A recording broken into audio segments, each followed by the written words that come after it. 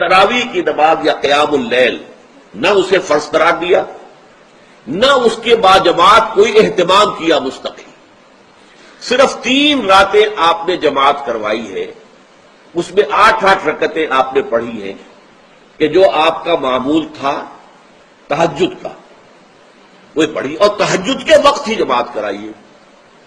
یہ ہے وہ حدیث۔ اس کے علاوہ کسی نماز تراویح جو ہے جو ہم پڑھتے ہیں 20 رکعتیں عشاء کے ساتھ متصل، اس کا کوئی ذکر نہ دور نبوی میں ہے نہ دور صدیق اکبر میں ہے، یہ دور حضرت عمر کی خلافت میں ہوا ہے۔ زید بن ثابت کہتے ہیں کہ چوتھے دن نبی صلی اللہ علیہ وسلم غضبناک ہو کر نکلے باہر، غصے کی حالت میں، مغضباً لفظ انہوں نے استعمال کیا، غضب کی حالت میں۔ غضب کیوں؟ پوری امت کا خیال تھا۔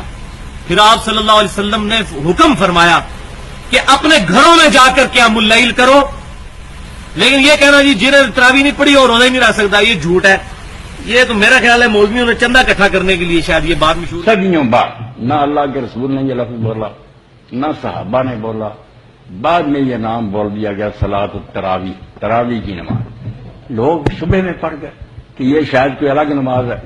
آپ حضرات بالکل یقین جانیں، اللہ گواہ ہے کہ دنیا جہان میں دفتر حدیث میں ایک لفظ نہیں کہ رسول اللہ نے رمضان شریف میں کوئی نئی نماز پڑھی، کوئی نئی نماز نہیں پڑھی، ایک رکعت نہیں پڑھی۔ وہی نماز تہجد جو آپ کی عادت تھی وہی پڑھتے تھے، وہی 11 رکھتے تھے، لمبا پڑھتے تھے، ان کو خوبصورت بنا کر پڑھتے تھے۔ آپ جب یہ نظام چل پڑا تو ایک دن مسجد میں آئے، دیکھا کہ بڑی بھری مسجد ہے، صحابہ کھڑے ہیں اور ایک امام کے پیچھے قرآن سن رہے ہیں۔ آپ نے فرمایا نعم البدعۃ ھذہ، یہ جو ہم نے نئی بات شروع کی ہے یہ بہت اچھی ہے، بہت عمدہ ہے۔ اب یہاں سے فرق واقع ہو گیا ہے۔ ایک تو اہل تشیع جو ہے وہ تو ویسے ہی حضرت عمر سے بہت دشمنی رکھتے ہیں، عناد رکھتے ہیں، تو حضرت عمر کے اجتہادات سے انہیں نفرت ہے، انہیں دوری ہے، چاہے وہ کوئی سا بھی حضرت عمر کا اجتہاد ہو۔ ہمارے ہاں اہل حدیث حضرات بھی در حقیقت حضرت عمر یا کسی اور خلیفہ راشد کے فعل کو وہ سمجھتے ہیں کہ یہ ایگزیکٹو آرڈرز ہیں، یہ ہمیشہ کے لیے نہیں ہے۔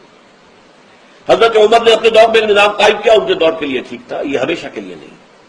ہمیشہ کے لیے وہ 8 ہی رکعتوں کے قائل ہیں، وہ تہجد والے۔ تو بہتر ہے کہ میں تمہیں ایک امام پر اکٹھا کروں، پھر ایک دن آئے جماعت ہو رہی، آپ نہیں شامل ہوتے تھے، نہ حضرت علی ہوئے نہ عثمان، کبھی اس جماعت میں شامل نہیں ہوئے، اور اعلان بھی فرمایا کہ اس سے بہتر ہے کہ آخری حصے رات میں پڑھی۔ حضرت عمر نے ساتھ ہی فرمایا کہ اصل وقت تو وہ ہے، مگر اگر تم پڑھتے ہو تو چلو پڑھ لو۔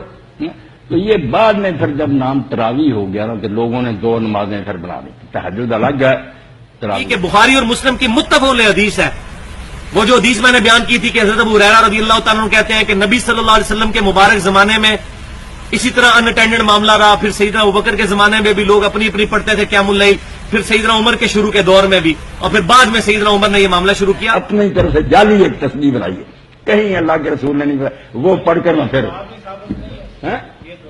نہ سبحان اللہ، بہت اچھا کیا ڈاکٹر ہے، کوئی دعا نہیں صاحب، سیدھا آپ آرام کر، اکٹھی 11 پڑھتے تھے، یہ درمیان میں 4 رکعتوں کے بعد تھک کر آرام کرنے لگے، اس کا نام تراویح رکھ لیا، اور پھر اس نماز کا نام ہو گیا صلاۃ التراویح۔ رمضان کے مہینے میں لوگوں کو زیادہ شوق ہوتا تھا کہ وہ اٹھ کے تہجد پڑھے، تو بعض لوگوں نے جو مثلا مزدوری ساری رات سارا دن کی ہے اور کوئی مصروفیات ہے، تو انہوں نے حضور سے یہ عرض کی کہ کیا اللہ ہمیں اتنی رعایت دے سکتا ہے کہ ہم تہجد کی نماز پھر سن لیجئے، تہجد کی نماز عشاء کے ساتھ پڑھ لیا کریں؟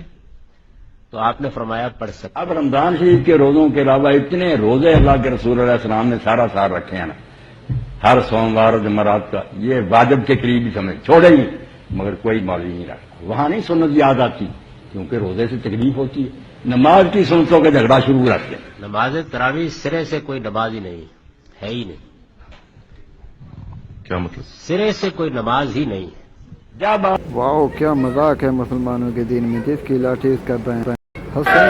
کہندے جس کی لاٹھی اس کی بھینس، یہ ظلم ہے کہ نہیں؟